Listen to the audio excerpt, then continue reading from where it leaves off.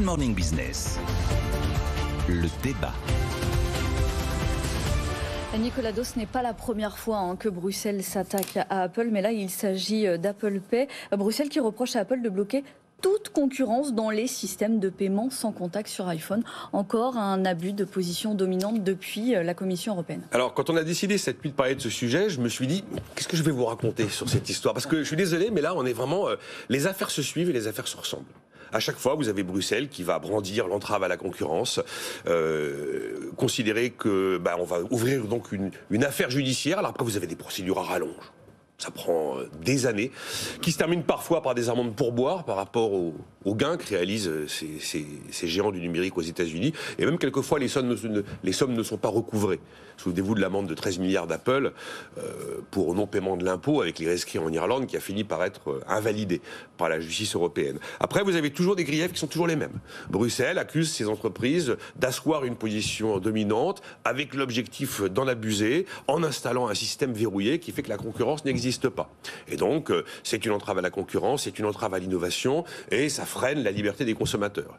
Et puis ensuite, vous avez des réactions des firmes américaines qui se ressemblent. C'est à peu près toujours les mêmes. Mais non, la concurrence existe, dit Apple. Si vous voulez un autre système qu'Apple Pay, allez donc sur Android, il existe des quantités de systèmes. Et nous, on a mis ça en place, ce verrouillage via la puce NFC. C'est la puce qui permet au téléphone, quand il s'approche d'un terminal de paiement, de réaliser le paiement. Nous, on a mis en place ce système parce qu'il s'agit de la sécurité des consommateurs, la sécurité des paiements. Bruxelles répond, on a fait une enquête, on n'a pas trouvé de risque sur la sécurité des paiements. Donc des affaires qui se suivent, qui sont à peu près toujours les mêmes, des griefs qui se ressemblent systématiquement, des réponses aux griefs qui se ressemblent systématiquement. Alors la seule nouveauté qu'on voit sous le soleil, c'est le nouvel arsenal mis en place par Thierry Breton, qui doit entrer en vigueur en 2023, qui est censé normalement agir en amont et pas agir en aval. Et là, normalement, justement, ça imposerait que tous les éléments auxiliaires du téléphone soient accessibles à d'autres développeurs d'applications pour que Apple, par exemple, n'ait plus le monopole absolu sur le système de paiement d'Apple Pay.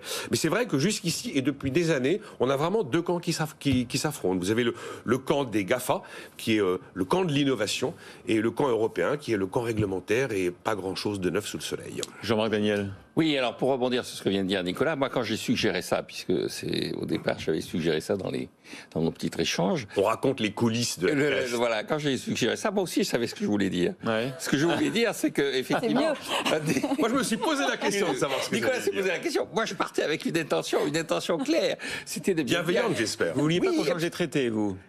Voilà, ce que je voulais dire, c'est qu'effectivement, l'Europe telle qu'elle est, elle a un certain nombre d'instruments, et que parmi ces instruments, il y a la concurrence, et qu'elle doit jouer à fond sur la politique de concurrence, et pas perdre son temps dans des débats plus ou moins byzantins autour du déficit budgétaire et tout ça, des débats qui ont été tranchés là aussi par des traités. Appliquons les traités.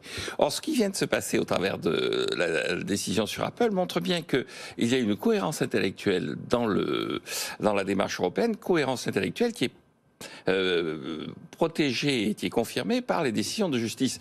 Nicolas l'a rappelé, effectivement, quand on porte atteinte, quand on attaque Apple sur le thème « vous payez pas assez d'impôts, ça nuit à la concurrence » et tout ça, la justice annule la décision en disant l'enjeu de la politique de concurrence, c'est de faire en sorte que l'on favorise le consommateur. L'objectif, ce n'est pas de porter un véritable combat contre les GAFAM, c'est de faire en sorte que le consommateur européen tire le maximum du développement des nouvelles technologies.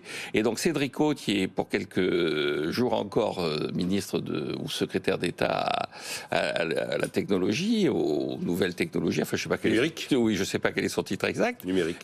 Commentant cette décision et commentant les décisions qui avaient été prises par la Commission européenne autour du DMA, du nouveau acte là, dont a parlé Nicolas, disait le rôle de la compétition, alors parce qu'il est moderne, il dit compétition et pas concurrence, quand on est moderne on parle avec des anglicismes, mais en français on dit le rôle de la concurrence, c'est effectivement de favoriser l'innovation.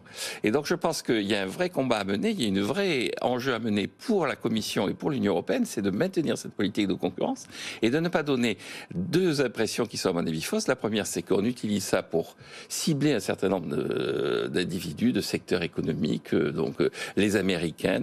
On utilise la concurrence pour préserver les intérêts du consommateur. Et deuxième élément, il ne faut pas perdre son temps à essayer de cautionner la gabegie macroniste. Mais il revient toujours à ça à la fin. Oui. Hein. La gabegie macroniste me tombe. Ce qui est frappant, c'est qu'il arriverait à ce qu'il voulait dire. Ce qui est frappant, c'est que le caractère... objectivement, Apple, c'est une forme de prison pour le consommateur depuis le début. On le sait, quand on rentre dans l'écosystème d'Apple, on est borné.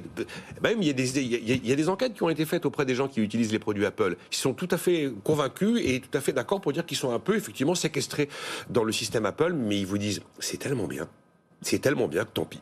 Et en fait, ils restent dans le système Apple parce que c'est quand même très innovant, très performant. C'est là où est l'intérêt du consommateur. Il est libre, le consommateur, de faire beaucoup de choses, d'aller effectivement sur Android, et ben, il reste chez Apple. Il y a une raison. On finira à un autre moment. Oui, non, mais juste une remarque parce que vient de dire Nicolas, c'est-à-dire que ce combat, la concurrence, c'est pas la position dominante, c'est l'abus de position dominante. C'est une situation dans laquelle Apple en profiterait pour tordre la décision du consommateur. Mais effectivement, si le consommateur décide de choisir Apple en toute liberté et en toute connaissance, en sachant très bien ce qu'il lui fait. Voilà. Il n'a aucune raison pour sanctionner Apple. Merci Jean-Marc Daniel et Nicolas Dose.